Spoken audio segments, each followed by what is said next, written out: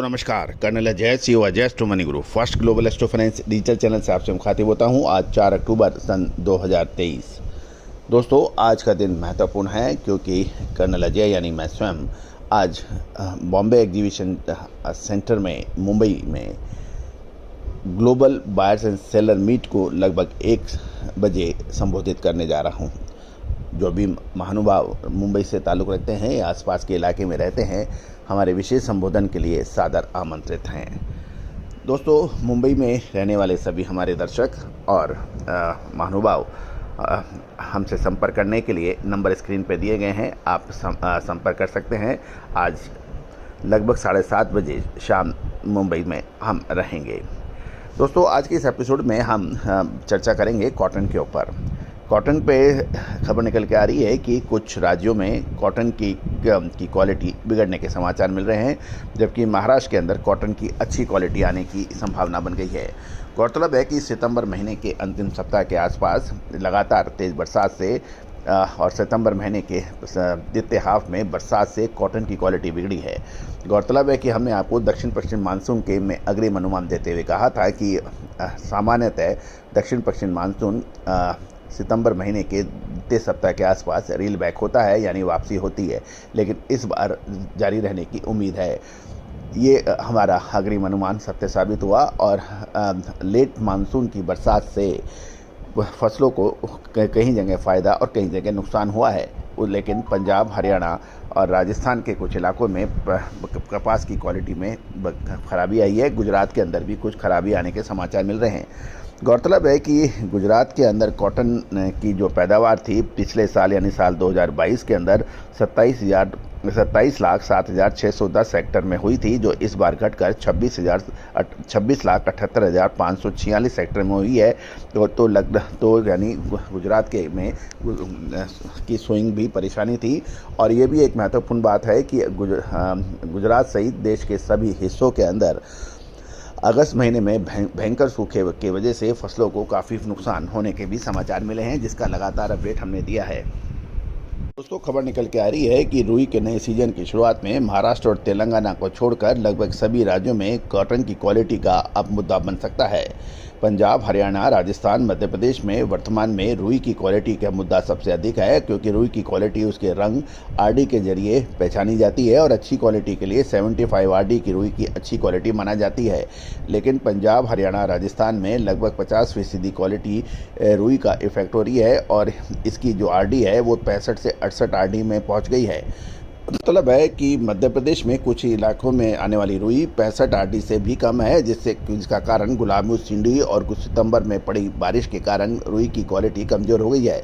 महाराष्ट्र में रुई की नई आवक अभी कम है, फिलहाल रोजाना 4000 गांठें नहीं आ रही हैं, लेकिन महाराष्ट्र में रुई की क्वालिटी अच्छी बताई जा रही है। साथ साथ तेलंगाना में भी रुई की क्वालिटी अच्छी है।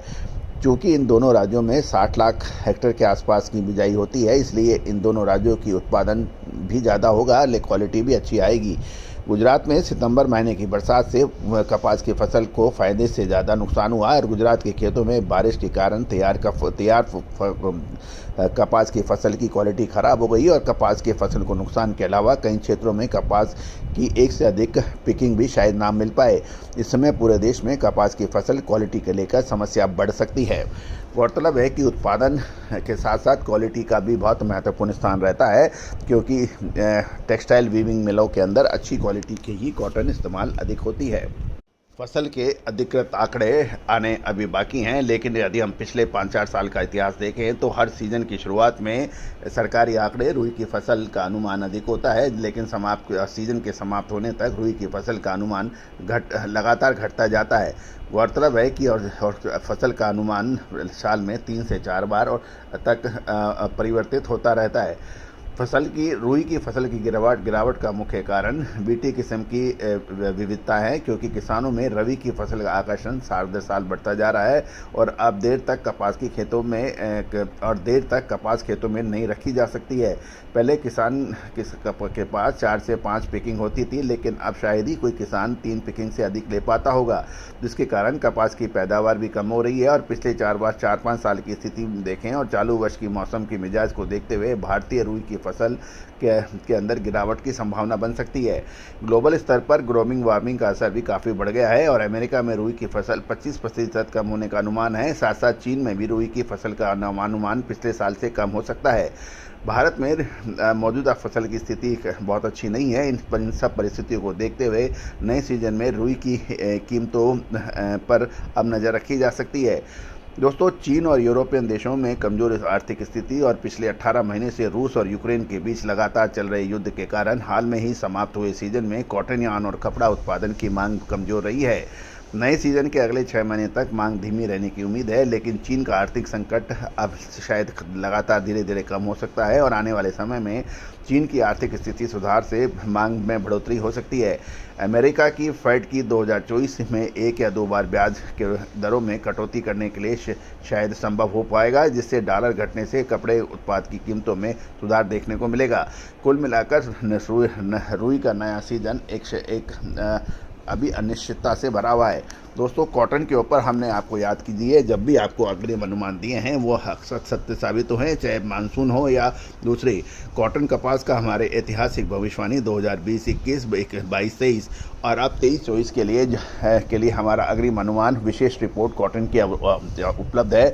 जो भी कॉटन के स्टॉकिस्ट हैं, जीनर्स हैं, मिलर्स हैं, स्पिनिंग मिल्स हैं या फिर टेक्सटाइल मिल, हमारी विशेष रिपोर्ट के लिए संपर्क कर सकते हैं। हमने कॉटन की आगामी रिपोर्ट जारी कर दी है। All the very best, good luck, happy trading.